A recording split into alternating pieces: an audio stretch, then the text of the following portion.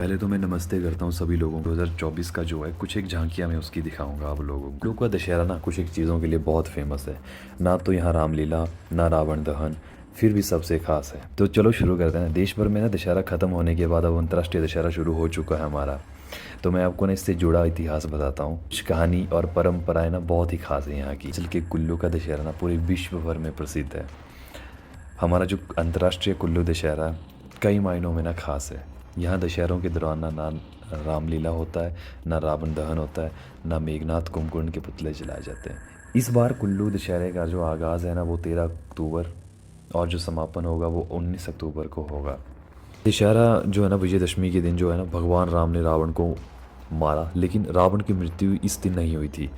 भगवान राम ने ना रावण की नाभि पर तीर मारा था और रावण की सेना पर जीत हासिल की थी। तब से लेकर ना पूरे भारत में विजयदशमी का त्यौहार मनाया जाता है। लेकिन रावण की मृत्यु ना विजयदशमी के 7 दिनों के बाद हुई थी। इसलिए ना कुल्लू का जो विश्व प्रसिद्ध दशहरा है वो 7 दिन तक मनाया जाता है।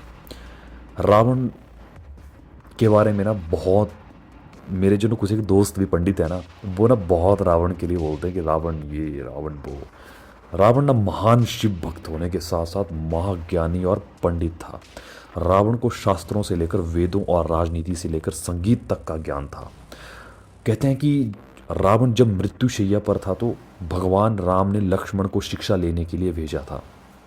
महेश्वर सिंह जी बताते हैं कि बाण लगने के बाद इन अंतिम 7 दिनों में ही लक्ष्मण ने रावण से शिक्षा ली थी।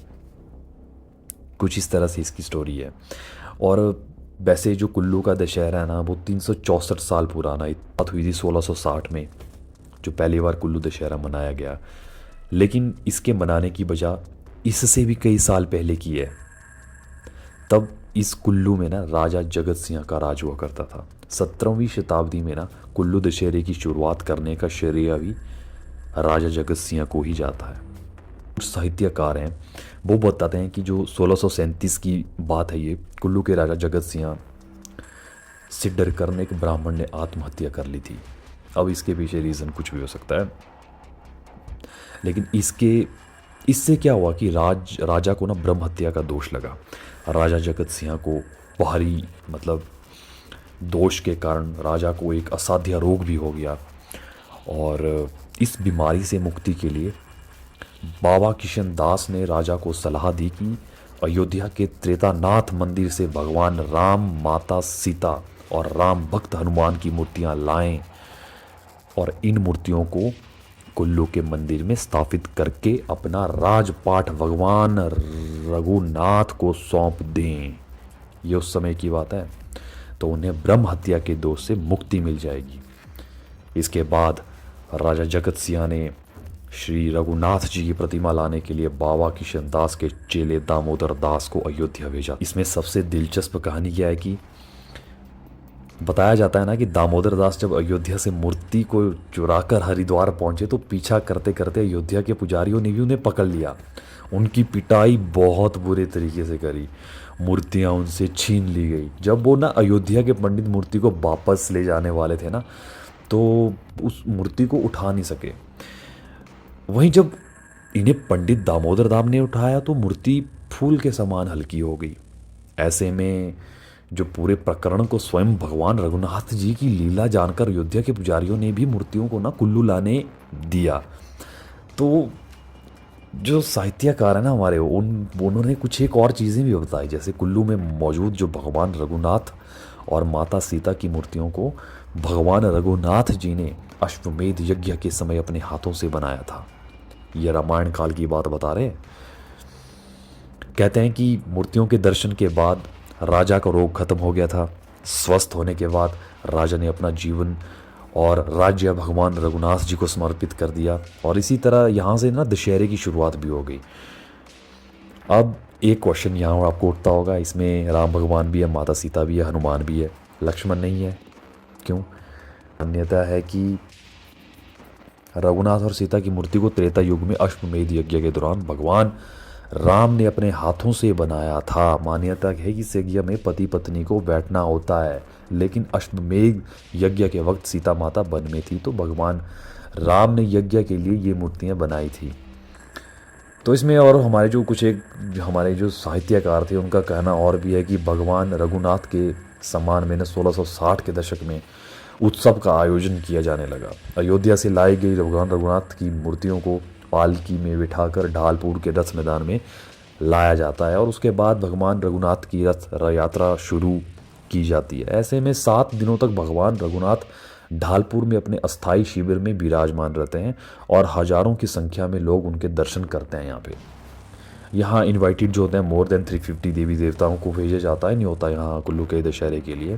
देवता भगवान रघुनाथ के दर्शन के लिए मंदिर पहुँचते हैं जहाँ पर देवी देवताओं का नाम दर्ज किया जाता है और उसके बाद अपने अपने अस्थाई शिविरों में विराजमान हो जाते हैं। और जो खास बात है ना यहाँ की वो है माता हडिम्बा से है खास नाता। कुल्लू का जो राज परिवार ही ना सारा साल क्या ना कि कुल्लू के दशहरे के आगाज़ की औपचारिकताएं निभाता है। दशहरा भले त्रेता युग से जुड़ता है लेकिन कुल्लू दशहरे में द्वापर युग की झलक भी मिलती है। पर्व के पहले दिन दशहरे की देवी मनाली की हडिम्बा माता कुल्लू आती है। हडिम्बा महाभारत में भीम की पत्नी थी।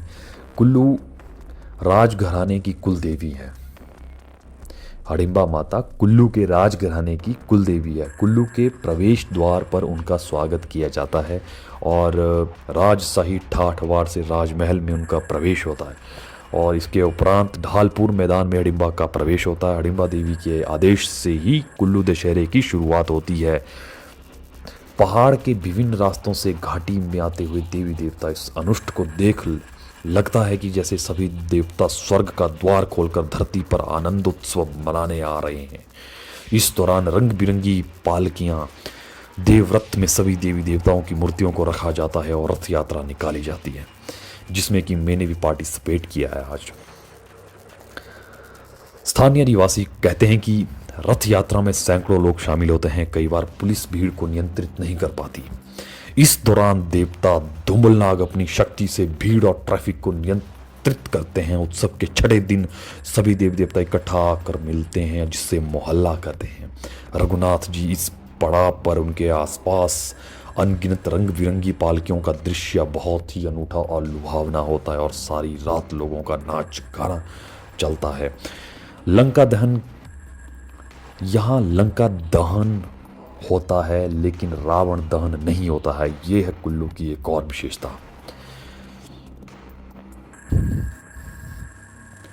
और यहाँ पे ना कई देशों से बहुत दल दशहरे में हिस्सा लेते हैं तो काफ़ी चीज़ें होती है यहाँ पर इसकी। और 1966 मेरा राज्य मतलब कुल्लू दशहरे को राज्य स्तर का दर्जा मिला है। देन ये फेयर काफ़ी प्रचलित है इंटरनेशनल 1970 में इसे अंतर्राष्ट्रीय स्तर का दर्जा मिला। तो कुल्लू का दशहरा एक ना अपने आप में एक ना यूनिक सा है एंड इट्स ब्यूटीफुल।